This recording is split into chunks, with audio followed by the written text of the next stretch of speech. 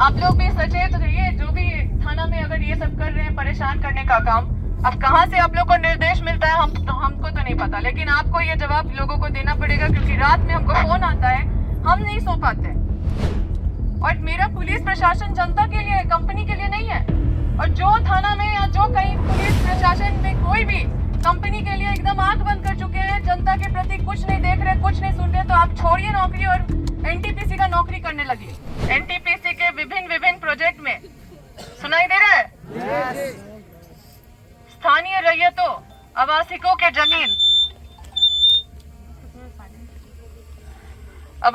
जमीन अधिग्रहण करने के समय सीबीए अधिनियम के धारा 6, 7, 9 एवं 11 के तहत हुई सारी नोटिफिकेशन को सार्वजनिक रूप से जारी करें, पहला। दूसरा है, अधिग्रहण के पूर्व सेंट्रल गवर्नमेंट के कॉम्पिटिटिव अथॉरिटी की सोशल ऑडिट रिपोर्ट को सार्वजनिक रूप से जारी करें, दूसरा। तीसरा, अधिग्रहण के पूर्व जारी की गई नोटिफिकेशन में शेड्यूल ऑफ लैंड जो जानबूझकर अधूरा रूप से दर्शाया गया है, उसे सुधार करते हुए शेड्यूल को जमीन के क्लासिफिकेशन के हिसाब से दर्शाएं, ना कि ये पता चल पाए कि किस सीएनटी लैंड है, कौन सा फॉरेस्ट लैंड है, कौन सा जनरल लैंड है, कौन सा जीएम लैंड है, कौन सा जीएम खास अधिग्रहण किया गया है। और सीएनटी अधिनियम के अंतर्गत विधिवत तरीके से राज्य सरकार की अनुमति ली गई है या नहीं, जीएम लैंड को किस राज्य देश के तहत अधिग्रहित किया गया है, क्योंकि जीएम लैंड का पैसा नहीं मिल रहा है। अधिग्रहित की कार्रवाई से कितने निजी स्कूल, कितने सरकारी स्कूल, सरकारी भवन, तालाब, कुआं, धार्मिक स्थल, मंदिर, मस्जिद आदि क्षतिग्रस्त होने वाली है, उसकी सूची सार्वजनिक करें। फिर अधिग्रहण की कार्रवाई से कितने लोग के मकान, दुकान आदि प्रभावित होंगे, उसकी सूची सार्वजनिक करें। अधिग्रहण की गई जमीन की क्लासिफिकेशन एग्रीकल्चर लैंड से इंडस्ट्रियल लैंड में कन्वर्ट करवाकर कन्वर्जन सर्टिफिकेट के आधार पर जमीन के अंचल दर तय कर के तब जमीन आदि का मुआवजा की राशि निर्धारित करें। अगर नहीं कर सकते तो आपको लिखना, हम नहीं कर सकते, हम लोग बहुत ज्यादा लड़ना नहीं चाहते आपसे। अधिग्रहण से प्रभावित लोगों के मुआवजा के साथ साथ पुनर्वास मतलब रिहैबिलिटेशन के योजना मतलब प्लानिंग को सार्वजनिक करे, ताकि पुनर्वास योजना के बारे में लोग जान पाए। हर एक परियोजना के तहत जो रास्ता कोयला परिवहन हेतु तय किया गया है, उसकी एमएपी सार्वजनिक करे, ताकि पता चल सके कि ये कच्चा या पक्का सड़क किस लैंड लूजर के जमीन से होकर गुजरा है, एवं उस लैंड लूजर को उस जमीन के अधिग्रहण का मुआवजा एवं पुनर्वास मिला है कि नहीं। हर एक परियोजना को यह स्पष्ट करना होगा कि कोयला परिवहन हेतु जो ग्रामीण सड़क, राज्य राजमार्ग एवं राष्ट्रीय राजमार्ग को इस्तेमाल किया जाएगा एवं उस सड़क को इस कार्य में इस्तेमाल करने हेतु राज्य सरकार की किस राज्य देश के तहत परिवहन अनुमति मिली है, उसे सार्वजनिक करें, ताकि इस परिवहन से कमजोर रास्तों की बदहाली या नुकसान की जिम्मेदारी कौन उठाएगा, क्योंकि इन ग्रामीण सड़कों एवं राज्य मार्ग को ग्रामीण इस्तेमाल करते हैं। और ये देखा गया है कि कोयला परिवहन से रास्तों को पहुंचने नुकसान से ग्रामीण परेशान करते हैं और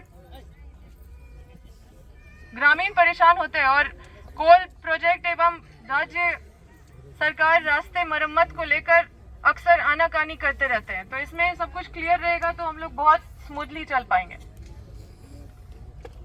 अधिग्रहण से प्रभावित सरकारी संपत्ति एवं सरकारी आवास योजना से बने ग्रामीणों का मकान में सरकारी खर्च जो उठाए गए हैं, उसकी भरपाई किस तरह से किया जाए, स्पष्ट करें। अधिग्रहण से की गई जमीनों को छोड़कर और जिन जिन जमीनों पर एनटीपीसी या उसका एलाइड कंसर्न द्वारा अवैध कब्जा की गई है, उसे जल्द से जल्द हटाया जाए। कोयला खनन परियोजना के तहत प्रदूषण नियंत्रण के लिए योजना सार्वजनिक करें। स्थानीय ग्रामीणों के वेलफेयर के लिए क्या क्या योजना है, उसको सार्वजनिक करें। यदि एलए अधिनियम के तहत जमीन अधिग्रहण की गई है, उसकी नोटिफिकेशन विधिवत सार्वजनिक रूप से जारी करें।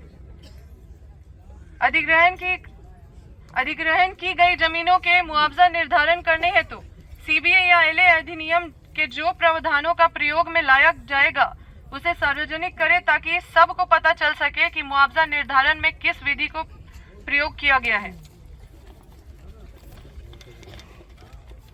कुछ और 3-4 है। मुआवजा राशि को फाइनली कब तक निर्धारण किया जाएगा वो दिनांक अल्टीमेट डेट बताए। पुनर्वास योजना कब तक पूर्ण रूप से कार्य कर किया जाएगा उसको अल्टीमेट कट ऑफ डेट बताए। यदि एनटीपीसी अपने वादों से मुकरनी है तो कट ऑफ डेट के बाद से जब तक मुआवजा पूर्ण रूप से नहीं दी जाती है तब तक के समय काल सालाना 18% इंटरेस्ट बकाया मुआवजा राशि पर जोड़कर पेमेंट करेगी। ये एज पर लॉ हम बोल रहे हैं।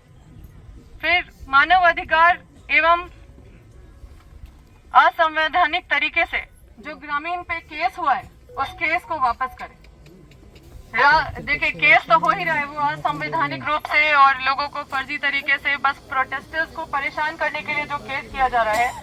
आप लोग पता नहीं कौन से मतलब यहाँ पे एसडीओ साहब थाना से हम थाना का शिकायत कर रहे हैं। रात में ये लोग सब जगह जा जाके और रात में 12:30-1 बजे तक परेशान कर रहे हैं। आखिर इसका जवाब देना पड़ेगा अभी, क्योंकि अभी बैठक में, इसीलिए आप लोग का भूमिका है इस बैठक में। इसलिए आपको ये बताना पड़ेगा कि केस तो आप कर दिए, रोज केस कर रहे हैं, रोज 1 2 3 केस कर रहे। बैठ जाइए अंकल।